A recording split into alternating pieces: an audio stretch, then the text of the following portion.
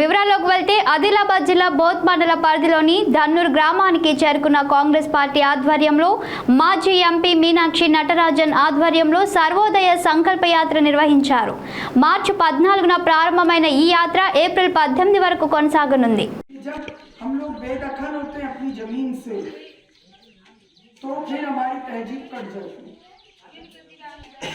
जमीन से बेदखल अगर हो गए तो आपकी संस्कृति खत्म हो गई, क्योंकि फिर सब अलग अलग लोग अलग अलग जगह बिखर जाएंगे।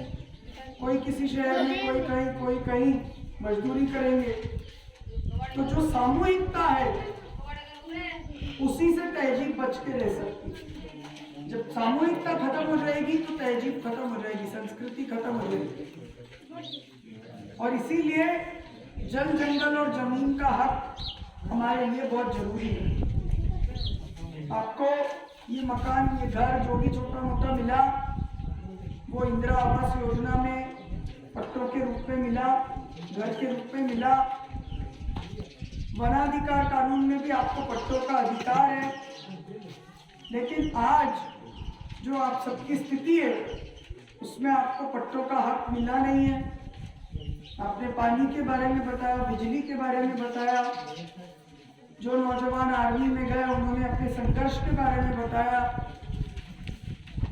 तो हमारे देश में अभी दो वर्ग है। एक वो वर्ग है जो इस देश का निर्माता है, जिसमें आप सब लोग शामिल हैं। हजारों साल से बंजारा समाज कोरियर सर्विस का काम करते रहे। उस जमाने में कोरियर सर्विस नहीं था, नाम भी नहीं सुना था, लेकिन बंजारे एक से दूसरे जगह तक सामान आदान प्रदान करते थे।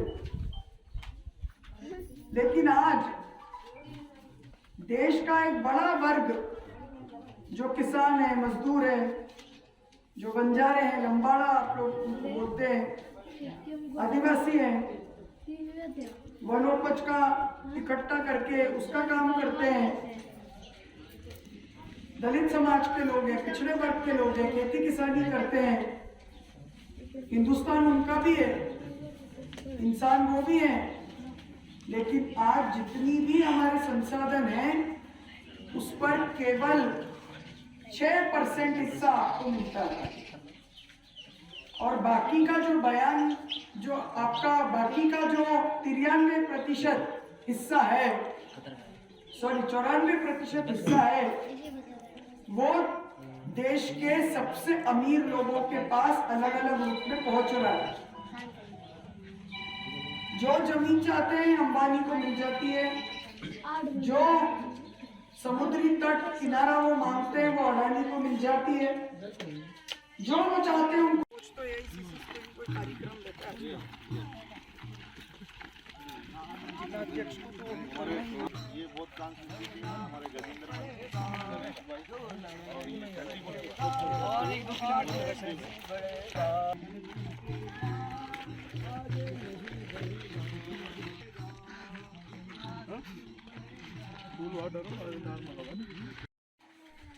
जो हमारे पास मेहमान आए थे उनका नाम मीनाक्षी नटराजन मैडम है। मध्य प्रदेश के माजी मेंबर ऑफ पार्लियामेंट एमपी आप हैं। तो आपका बहुत सीधा साधा स्वभाव है और उनके साथ जो आए हुए हैं किरण साहब, विजय साहब, वो सारे लोग हैं। इनके साथ 25-30 लोग टीम है। 600 किलोमीटर से ये लोग, यानी 600 किलोमीटर इनका पदयात्रा है। इसका सबसे अहम मकसद पदयात्रा करने का उनका ये है कि उस वक्त विनोद भाव जिस तरीके से पूरे देश में घूमकर कई लाख एकड़ जमीन गरीबों को, जिनको जमीन नहीं है वैसे लोगों को जमीन दिलाए। तो आज जिस तरीके से हिंदुस्तान में हो रहा है, तो गांधी जी के सिद्धांत वाले लोग हैं कांग्रेस वाले और तो गांधी जी के सिद्धांत क्या थे? अभी जो आपने गाना सुना है, गाने में यही बताने की कोशिश की जा रही है इस गाने के जरिए। और भी बहुत सारे उनके पास इस तरीके के सॉन्ग्स है।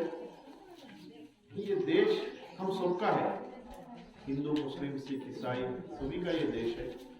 तो ये देश के अंदर आपस में हिंदू मुस्लिम से, मुस्लिम हिंदू से, या क्रिश्चियन से, सिख से, ईसाई से, या लम्बाड़ा गोंड से, गोंड लम्बाड़ा से, ये कोई लड़ाई नहीं होना चाहिए कि गांधी जी के सिद्धांत को लेके चल रहे हैं। इस वक्त देश को रोटी कपड़ा मकान की जरूरत है, तो इसके लिए कहाँ पे क्या परेशानी है ये मालूम करने के लिए मैडम ने ये पदयात्रा स्टार्ट किया है। तेलंगाना के और एआईसीसी के राहुल गांधी जी, खास तौर से ये हमारे सोनिया गांधी जी, प्रियंका गांधी जी, ये लोगों के आदेश पर, यानी ये लोग ये गांधी जी के जो सिद्धांत थे और जिस तरीके से विनोद गौड़ जी ने ये यात्रा की थी, उसी तरीके से सारी टीम को हम लोगों की मदद से, पूरे तेलंगाना प्रदेश कांग्रेस के अध्यक्ष और सारे लोग इस यात्रा में शामिल हो रहे हैं। इस वास्ते कि ये नफरत वाली जो आग फैलाई जा रही है,